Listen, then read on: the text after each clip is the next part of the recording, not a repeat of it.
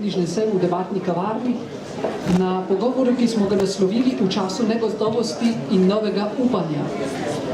Tako je okarakteriziral današnji čas češki duhovnik, profesor, akademik, velik mislec Tomaž Halik, katerega delo Spovednikova noč je pred kratkim išla pri založbi Družina. To ni prvo delo Tomaža Halika, ki je šlo v slovenščini, mislim, da so doslej šli že 3 njegovi prevodi. Je pa imeniten mislec, ki diagnosticira probleme današnjega časa. Zato v času negotovosti in novega upanja, kajti on imenuje sodobni čas postoptimistični čas, namreč čas, v katerem so propadle vse mesijanske ideje od upanja v odrešenskost znanosti, kot tudi veliki totalitarizmi, komunizem, nacizem in drugi. In smo se znašli v času, ko ne najdemo ne smisla, ne poti, ne odrešenja. Zato sem vesel, da sta se ob meni v debatni kavarni znašla 2 gosta, tudi 2 misleca, tako ob meni na levi Tone Česen, duhovnik in voditelj Medškofijskega odbora za mladino. On se je tukaj znašel kot nekakšen Halikov namestnik v Sloveniji, zato ker tudi Tomaž Halik opravlja funkcijo študentskega duhovnika na Univerzi v Pragi. No in zraven njega sedi pa Gregor Pavlič, stalni diakon, družinski mož, oče in profesor matematike na Škofijski gimnaziji v Ljubljani. Spoštovana gosta, dobrodošla, lepo pozdravljena. Kot sem omenil, profesor Halik je tudi študentski duhovnik in to knjigo je naslovil Spovednikova noč zato, ker je svoje občutenje problemov sodobnega časa zaznaval predvsem v spovednici. Namreč, ko se zvrsti v spovednici več oseb in ko to počne več let hkrati, lahko diagnosticira ene težave, en duh časa, ki se ponavlja iz dneva v dan, eno moralno klimo naše civilizacije. Ne bo to začetek našega vprašanja, vi kot študentski duhovnik, ali imate sploh dovolj spovedi mladih, da bi lahko ocenili, kam gre klima sodobnega časa v Sloveniji. In če prepoznate, tako kot Halik, kakšne težave, ki so značilne za današnji prostor in čas. Lepo povabilo.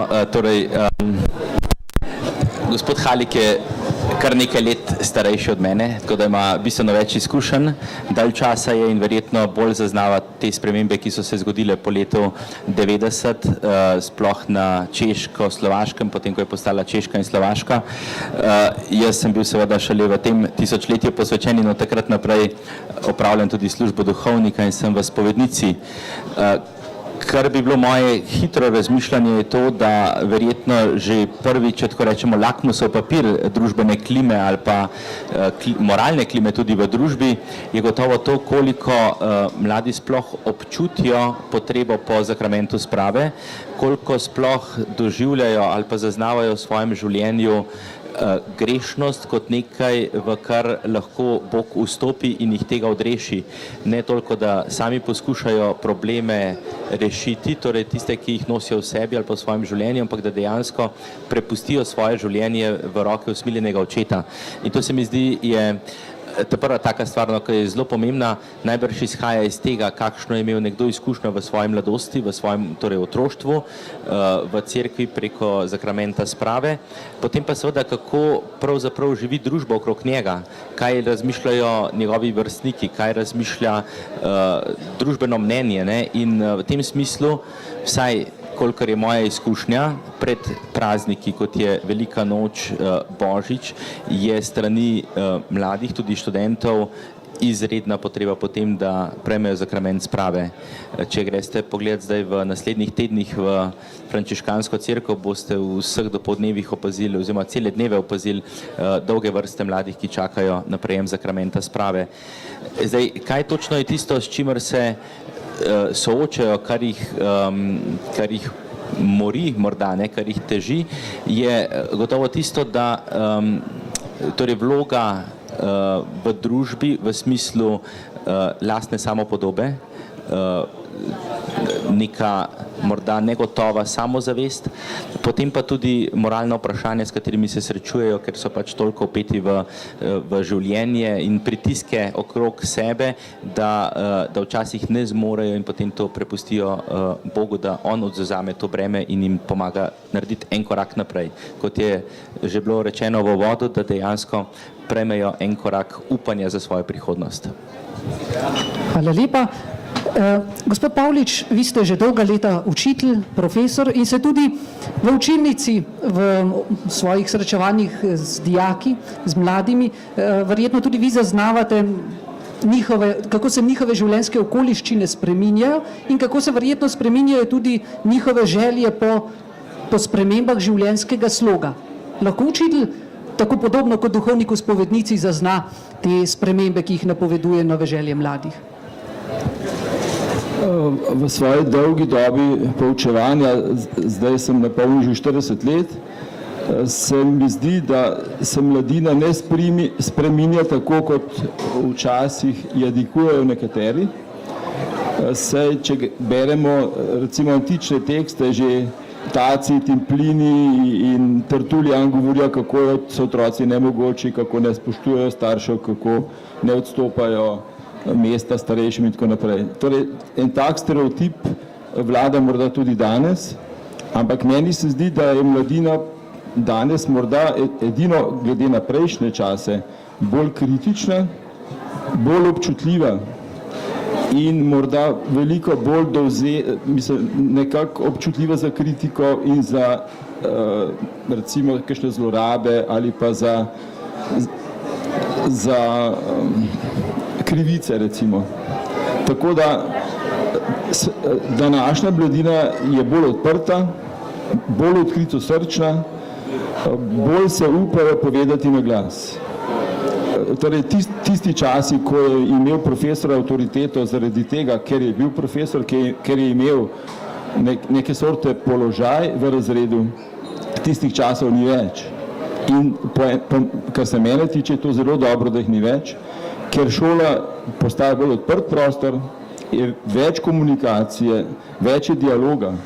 Tako da meni se zdijo zdajšnji časi, kar se tiče tega, boljši. Je pa res, da so otroci zelo občutljivi, več so sami, bolj so dovzetni za množične komunikacije. Če gledate recimo otroke ali pa mladostnike, ima vsak v roki telefon. Brez telefona je nekako nebogljen, je izključen, je onemogočen, zato ker potrebuje neke sorte oporo v telefonu in to pa je nekaj, kar je morda slabo, ker brez telefona ne znajo živeti in tudi komunicirajo včasih morda bolj posplošeno, bolj površinsko zaradi tega. Tomaž Halik je zapisal že v uvodu takole: zlasti duhovno spremljanje mladih ljudi nam omogoča, da kot seizmograf do določene mere zaznavamo prihajajoče pretrese in preobrazbe sveta, ali kot Geigerjev števec merimo stopnjo onesnaženosti duhovno-moralne klime družbe, v kateri živimo. Bi si vidva na podlagi svojih, lahko rečem, dolgoletnih izkušenj pri delu z mladimi upala napovedati, kakšna prihodnost čaka te mlade ob njihovem iskanju in načinu življenja, ki ga živijo danes? Je kar težko napovedovati prihodnost, ker potem smo neke vrste preroki. Kaj bi ta seizmograf recimo pokazal pri nas? Ja, torej to, kar je bilo že zdaj rečeno, recimo vpliv družbenih medijev je sigurno zelo velik in marsikdo se potem znotraj tega sveta Facebooka, Twitterja in tako naprej včasih niti ne znajde več, ne zna ločiti med tem, kar je v bistvu njegova resničnost, njegovi resnični odnosi in kaj je tisto, kar je pa v bistvu samo navidezno. Zelo hitro lahko marsikaj všečkam ali klikam nekje, težko je pa včasih priti v pristen odnos, srečati človeka, ga pogledati v oči, se usesti z njim, se pogovarjati. Tudi morda zaradi tega, ker izgublja čas, da mu tega časa za osebni stik zmanjka. Tako da v tem smislu je lahko to ena nevarnost, ne? Po drugi strani pa lahko, saj jaz tako osebno vidim, ne? Tudi izjemna priložnost, da se veliko več ljudi sreča, če to ve, če se tega zaveda, ne? Če potem naredi ta korak naprej iz virtualnega sveta v osebno srečanje, v osebni odnos in v izmenjavo osebnih izkušenj. Tako na kratko. Jaz sem prepričan, da so otroci oziroma mladostniki vedno odraz dobe, v kateri živijo, in da so odraz starejših, ki jim ne vede ali kakorkoli dajo zgled. In se mi zdi, da je pri nas zdaj ena taka klima, morda manj perspektivna, kot tukaj piše v knjigi, da se tudi otroci in mladostniki, mladina na ta način odzivajo mečke nebogljeno. Zato, ker glede na vse, kar se dogaja pri nas, morda imajo slab zgled. In potem so tudi otroci te dobe in nekako, ne vem, jaz tudi ne morem napovedati njihove prihodnosti, glede na to, da je celotna klima takšna, kakor je. No, kot katoliški duhovnik Halik seveda išče pot do upanja, pot do smisla v dediščini evangelija, vesele novice v dediščini krščanstva in seveda prepoznava to težavo, da danes ne da veliko ljudi ne pripada več krščanski veroizpovedi, ampak da ogromno število ljudi sploh ne pozna, kaj je bistvo in kaj je oznanilo krščanstva. Navaja celo rezultate ene češke raziskave statistične, ki je pokazala zanimivo razliko, da je eden od vprašanih 100 anketirancev pripadal skinheadom, ne obritoglavcem, 8 od vprašanih je pa vedlo, kdo skinheadovci so. Pri vprašanju o krščanstvu je bilo pa razmerje bistveno drugačno, namreč 15 od 100 vprašanih je pripadalo katoliški cerkvi in samo istih 15 je priznalo, da ve, zakaj se pri krščanstvu pravzaprav gre. Moje vprašanje, kako v šolah vzpostaviti verodostojen pouk, pogovor o religiji in hkrati o vsebinah religije, se pravi, da ne bi predstavljal religije samo kot kulturo, neko kulturno formo, ampak dejansko kot nekega prinašalca smisla. Pa ne govorim samo o krščanski veri, ker bi lahko isti sistem uporabljali tudi seveda v drugih religijskih sistemih. Se pravi, kako v današnjem svetu, ki je zelo razpet med neutralnostjo države na eni strani in državnim ateizmom na drugi strani, ker sta popolnoma različni stvari, kako tukaj najti eno pravo pot, da bomo naše mlade izobrazili v veri, da se bodo sploh lahko odločili, če bi vero sprejeli. Ja, torej to je zelo široko vprašanje oziroma zelo specifično po mojem tudi za naš slovenski prostor. Zato, ker v slovenskem prostoru pač nimamo neke organizirane oblike religijskega pouka v javni šoli, ne v osnovni šoli, ne v srednji šoli in pravzaprav te vsebine, recimo, ki se tičejo religije, pridejo na površje oziroma se z njimi dijaki in učenci soočijo, srečajo v okviru ali drugih predmetov ali pa vkolikor je recimo ki je organiziran pouk etike oziroma kaj podobnega. Ne. Se pravi, mi kot sistem, šolski sistem nimamo pravzaprav organiziranega pouka o religiji. To je prva stvar. Zdaj, druga stvar so zasebne šole, sploh katoliške šole, ampak teh je tako malo, da tam seveda na svojski način lahko te teme potem obdelamo. Ne. Ena stvar, ki se tiče religije kot take, se mi zdi, da pomembno, da se zavedamo, da je seveda na eni strani religija nek sistem, je nek, lahko rečemo tudi kulturni sistem, ampak ki je sestavljen iz več elementov, ne, ki so točno naprej določeni od obredja do moralnih norm, do potem načinov vedenja v smislu odnosov, do tudi kulta, se pravi knjige recimo, ki jo ima. In tukaj je seveda toliko različnih izkušenj, kolikor je pravzaprav različnih ljudi na svetu skoraj, da, ne? Ker bi lahko rekli, da ima vsak neko svojo izkušnjo, ne? Ki jo seveda potem oblikuje v nek sistem, ko so recimo, ki jih danes poznamo kot velike religijske sisteme od krščanstva, islama, judovstva, na drugi strani budizma, hinduizma. In znotraj tega pa vedno ostaja neka zelo osebna izkušnja posameznika, ki ali na eni strani želi vstopiti v odnos z Bogom, ali pa pusti, da v bistvu doživi srečanje Boga z njim, kar je pa v bistvu specifično za krščanstvo. Ne? In seveda zdaj o teh temah, ki so na nek način zelo osebne, pa hkrati zelo sistemske na ravni recimo družbe, je potrebna velika občutljivost pri obdelavi, ne? Zato da ne padamo ne v neko posplošenost, ne? Ali pa po drugi strani, da ne prisilimo nekoga v nekaj, kar pravzaprav nasprotuje njegovi osebni izkušnji. Ne? Tako da se mi zdi, da tukaj je potrebno imeti zelo veliko občutljivost v smislu, kako pravzaprav to umestiti v nek šolski sistem, ki ni sam na sebi recimo usmerjen znotraj neke religije. Gospod Pavlič, vi ste naravoslovec, ste profesor matematike. Ali lahko profesor matematike da nek verski zgled svojim učencem? Jih lahko tudi vi pri svojem predmetu podaste kakšno informacijo o religiji in o veri?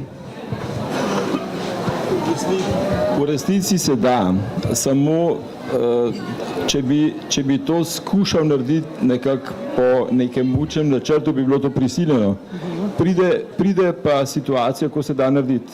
Ko se da, recimo, glede na matematiko, ki je operira z neskončnostjo in je tako odprta navzgor, se da tudi na to omeniti. Recimo več vrst neskončnosti, potem neskončno dimenzionalni vektorski prostori in take stvari, ki človeku pustijo usta odprta, ker jih je težko razumeti in je nekatere stvari nekako treba celo verovati, ne gre drugače. Recimo, treba je verovati, da je števil neskončno mnogo, ker ne moramo tega preizkusiti. In podobno, tako da v resnici je matematika tako blizu Božjega, no, da se morda tega niti ne zavedamo. Kardinal Ratzinger je nekoč izjavil, in to ga citira tudi Tomaž Halik v tej knjigi, da vera ni jasna kot matematična formula in jo ni mogoče dokazivati izven življenjskega eksperimenta. Čisto v naravoslovnem jeziku spregovori o veri. Seveda, ločiti moramo tudi mi sami, ki vzgajamo mlade, med vedenjem o religiji in med osebno vero, ki jo bodo sprejeli ali pa ne. In to sta naši edini dve poti, ki jih imamo, moč našega argumenta in seveda moč našega življenjskega zgleda. Kakšno mesto mislite, da ima ta moč življenjskega zgleda pri vzgoji mladih danes? Se pravi, vse manj so mladi navezani na svoje starše, na svoje vzgojitelje, na svoje učitelje, bistveno več kot pred desetletji pa na svojo družbo, na okolico, tudi na tisto, ki jo v bistvu sploh ne vidijo, ker je nekje v medmrežju. Kam vlečejo ti zgledi, gospod Česen? No, zgledi vedno vlečejo k sebi, ne. Zdaj, vprašanje pa je, to, ki je bilo postavljeno, se pravi, kdo je pravzaprav danes zgled za mladega človeka. Mladi želijo tudi danes zglede in želijo verodostojne osebe, ki jim bodo pokazali nek smisel, neko pot, neko usmeritev za njihovo življenje. In to predvsem s svojim načinom življenja, ne toliko z besedami, ki jih povejo, tudi te so sicer pomembne, ampak tudi s tem, kako oni sami živijo, kako vstopajo v odnose, kako pravzaprav oni doživljajo njihove življenjske cilje, za katerimi gredo. Ne? Tako da ste postavili, da morda bolj sledijo vrstnikom, ampak jaz, kolikor se pač pogovarjam z njimi in poslušam, oni vidijo velik zgled tudi v svojih starših. Samo da včasih jih ne morejo prepoznati zaradi tega, ker so morda starši naredili nekaj v življenju, kar jih ne privlači, jim zato ne sledijo, ne, ali pa se jim postavljajo po robu. Ne. Po drugi strani pa visoko lahko postavijo tudi osebe, s katerimi se srečujejo, ali v šoli učitelje, profesorje, ali v cerkvi duhovnike, ali morda tudi kakšne osebe iz javnega življenja. Odvisno je, kaj je tisto ne samo všečno, ampak kar je tisto, kar daje globok smisel za njihova vprašanja, s katerimi se srečujejo. Ne. In če te odgovore dobijo, potem se dejansko odzovejo in gredo za tistim, ki ga vidijo kot zgled. Ne. Je pa zanimivo bilo to, da smo lansko leto delali eno kratko raziskavo eno mnenje smo iskali o zgledih prav v življenju, o vzornikih v življenju mladih in marsikdo od teh, ki so sami sebe prepoznajo kot katoličane, se pravi kot vernike, postavil za zgled svetnike. Se pravi, so tako močne osebe, ki jih je tudi cerkev prepoznala, da so lahko tudi v današnjem času, čeprav so že 800 let, ne vem, sveti Frančišek Asiški nazaj živeli, so lahko močna spodbuda in zgled za življenje danes. Tako da mladi so v tem smislu inovativni in iščejo tisto, kar jim najbolj odgovarja za trenutek iskanja, v katerem so. Tako kot velja za vero, velja tudi za življenje. Oboje je eksperiment, oboje moramo preizkusiti, ne moramo ga opazovati in ocenjevati nekje oddaleč. V podobno smer je šel verjetno apostol Pavel, ki je zapisal: vse preizkušajte in kar je dobro, obdržite. Gospod Pavlič, vi imate tudi svoje otroke, se pravi, boste lahko iz prve roke povedali kakšen recept, kako danes v konkurenci vseh teh vplivov, ki obkrožajo naše mlade, kako vzgojiti mladino, da bo znala prav izbirati. Seveda ne prav v smislu pravilnosti mnenja njihovih staršev, ampak tako, da bo prav in dobro za njihovo življenje. Najprej bi rekel, da je vzgoja velika umetnost in da je težko reči, ali si otroke vzgojil ali ne, ker je to dolg proces. Jaz imam že vse otroke odrasle, vsi so stari čez 20 let, 2 sta že poročena, ampak se mi zdi zelo lepa izjava Halika nekje v knjigi, kjer pravi, da morajo biti starši odskočna deska za svoje otroke, da jih nimajo v lasti. Torej, že to je en aspekt vzgoje, da si otrok ne prilaščamo, da smo njihovi voditelji, da moramo biti njihovi vzorniki, zato ker vseeno veliko dajo na starše, v nekem obdobju pa pride do konflikta, ko iščejo svojo podobo, svojo pot in takrat pride do trenj. In recimo to se zelo veliko tudi potem odraža v šoli in jaz kot razrednik sem vedno staršem rekel, v tem obdobju se mi je zdela dobra primerjava, da mora biti starši boksarska vreča, ki sprejema udarce, pa jih ne vrača. Se mi zdi, da je to dobra primera tudi za vzgojo. Enostavno otroci začutijo verodostojnost, otroci začutijo resnico kot ene take